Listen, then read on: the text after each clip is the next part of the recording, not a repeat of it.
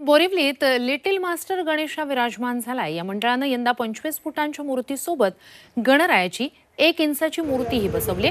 बोरिवलीत गेल्या 25 वर्षापासून हा बाप्पा विराजमान होतो। यावर्षी मंडळानं राम मंदिर बनवून रामरूपी मूर्ती साकारली आहे। या संपूर्ण देखाव्याचा आढावा घेतलाय आपले प्रतिनिधी कपिल राऊत यांनी। त्याच मागाटण्याच्या लिटिल मास्टर ह्या मंडळात आलेलो आहोत। तुम्ही बघू शकता का ह्या लिटिल मास्टर मंडळाची खासियत अशी आहे का सुरुवातीलाच ते छत्रपती शिवाजी महाराज यांनी ते मूर्ती साकारतात। प्रत्येक वर्षी अशा प्रकारे त्यांची मूर्ती असते। हे त्यांचं 25वं वर्ष आहे।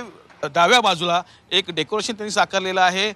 सुंदर असं त्यांनी राम मंदिर बनवलेलं आहे आणि राम मंदिराची प्रतिकृती त्यांनी साकारलेली आहे। आणि ज्यासाठी प्रसिद्ध असं हे मंडळ आहे उपनगराचा लिटिल मास्टर मंडळ, ते म्हणजे ह्या पूर्ण मंडपामध्ये 1 इंची गणपती बाप्पाची मूर्ती त्यांनी साकारलेली आहे। प्रत्येक वर्षी ते 1 इंची गणपती बाप्पाची मूर्ती साकारतात।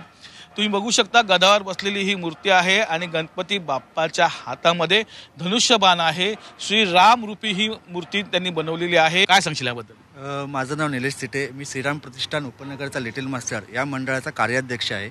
आणि आमचं सर्वात मुख्य आकर्षण असं आहे की उपनगरामध्ये किंवा मुंबईमध्ये आपल्या मोठमोठ्या मूर्त्या विराजमान करतात आणि त्याच्यामध्ये भक्ती केली जाते। आमच्या लोकांना सांगण्याचा संदेश त्या टायमाला असा होता की मूर्ती ही भक्ती 25 फुटाच्या मूर्तीमध्ये न करता 1 इंचाच्या मूर्तीमध्ये होऊ शकते।